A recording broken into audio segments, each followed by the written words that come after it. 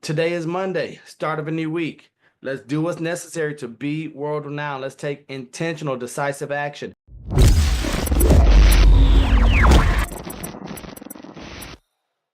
I took a class, I would say a couple of weeks ago, and the focus was really about luxury real estate. But after having conversation and after taking notes, and I was in the backyard reviewing my notes and transferring them into my journal, what I realized is that there are some things that we have to remember, that we have to be aware of going throughout our day, going throughout our week, month, just in the business. And think about this. Today is May the 12th.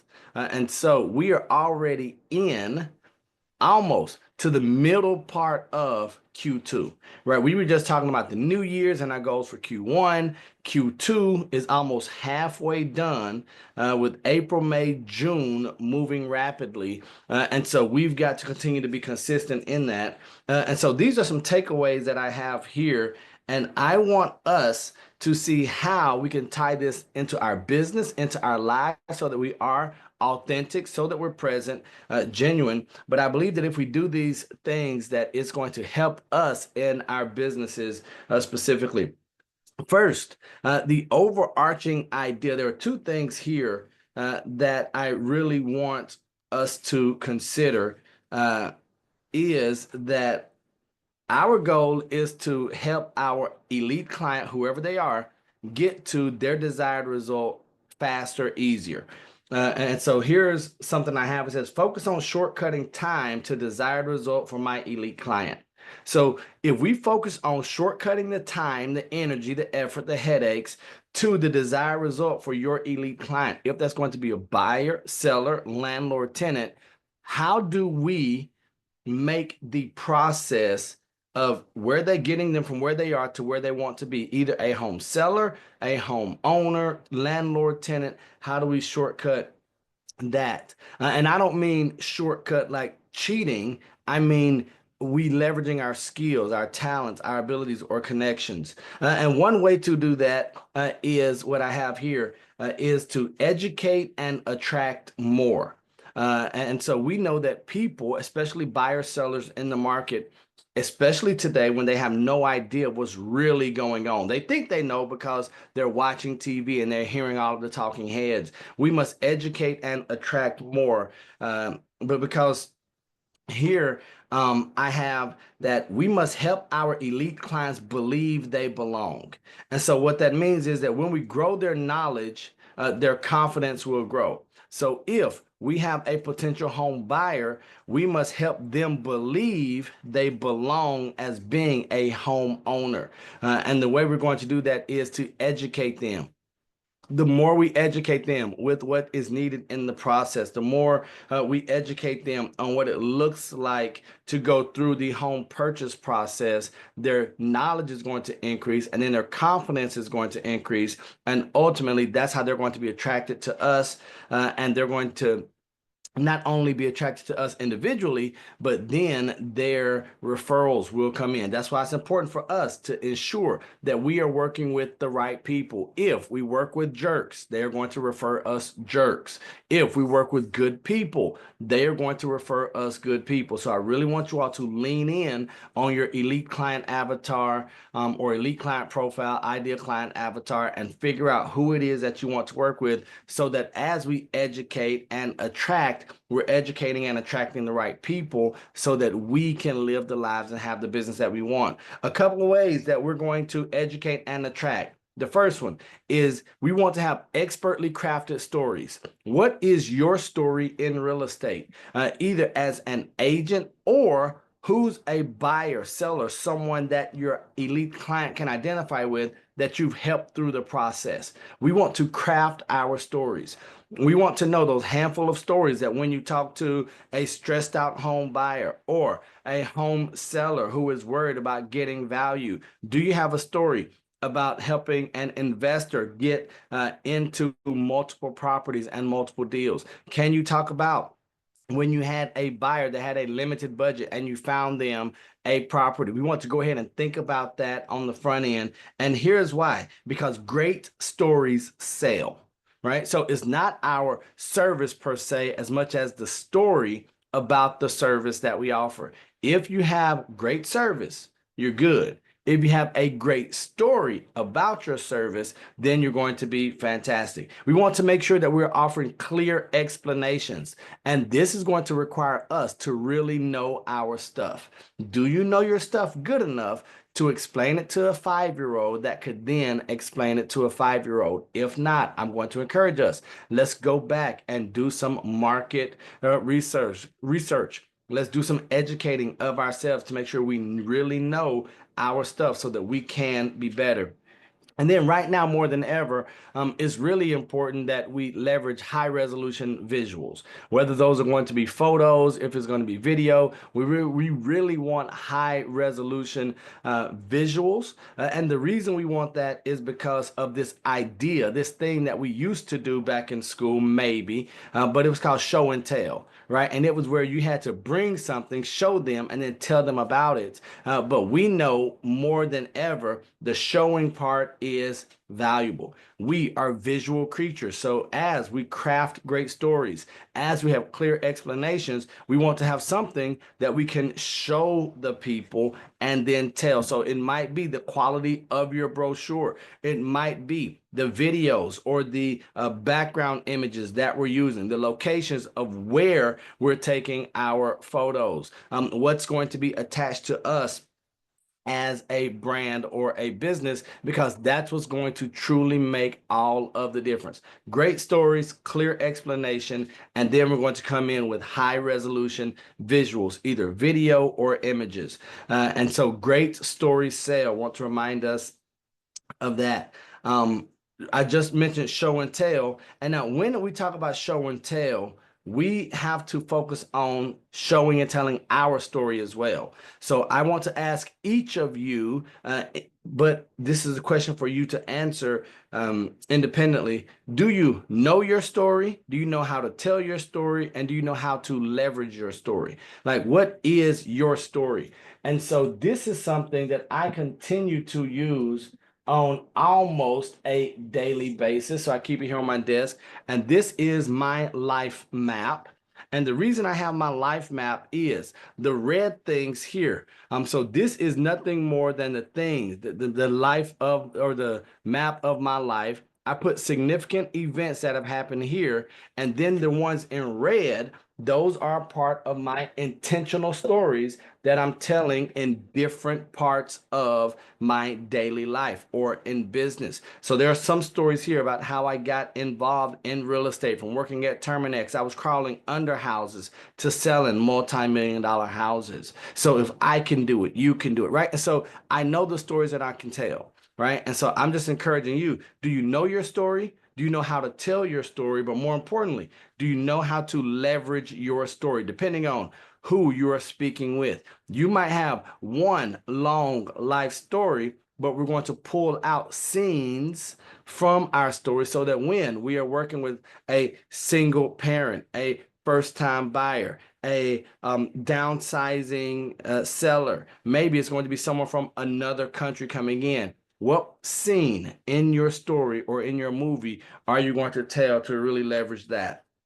And so we've heard the saying of ABC, always be closing, but here's a tip that I took away, and this is going to be a big part of our responsibility, but it was always think like a marketer.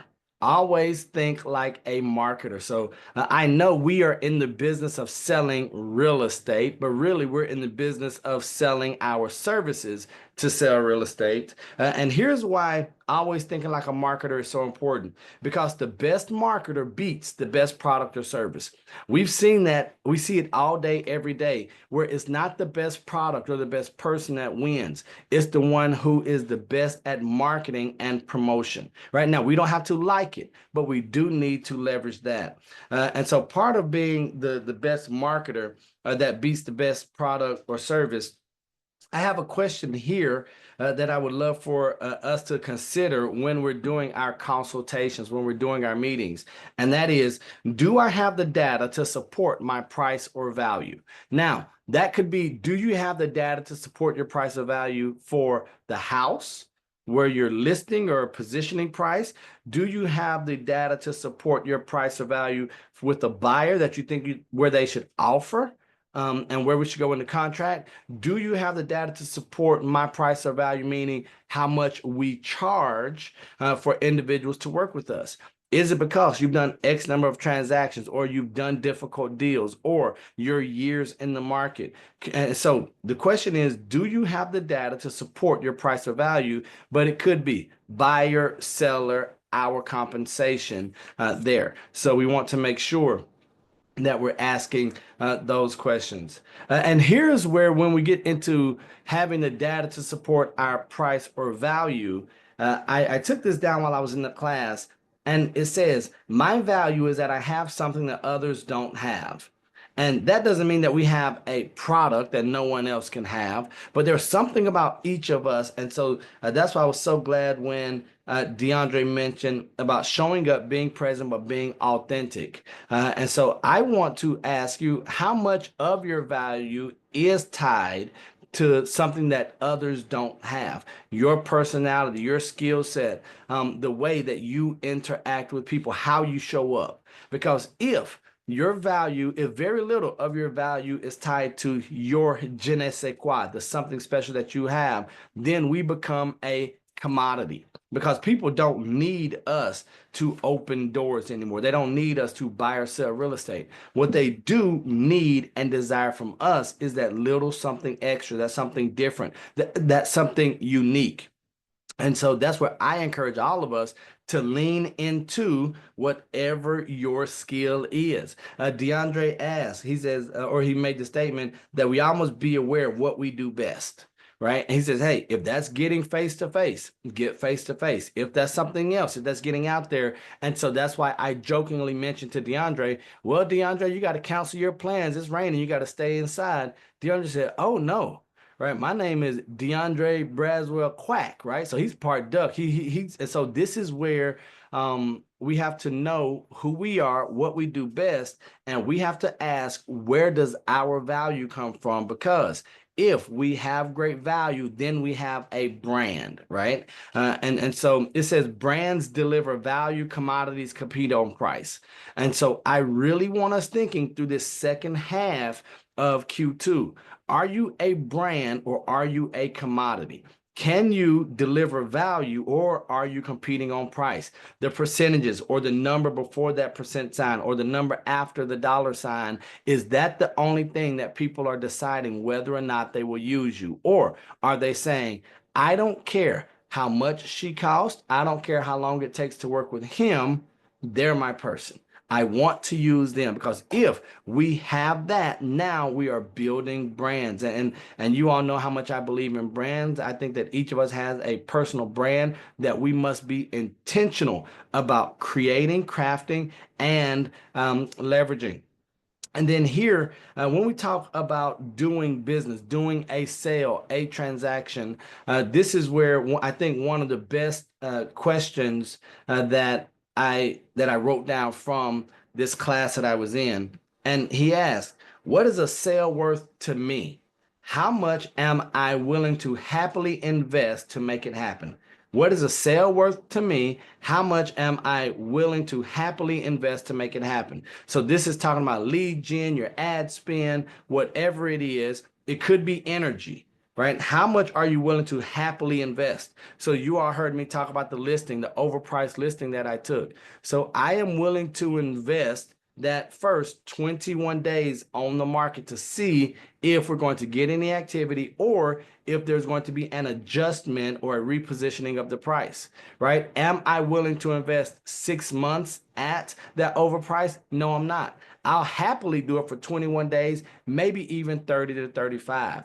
But after that, we're going to have to make some decisions. And so for you, it might be energy. It might be time. It could be your dollar resources, but you must ask, what is a sale worth to you, and how much are you willing to happily invest to make that happen?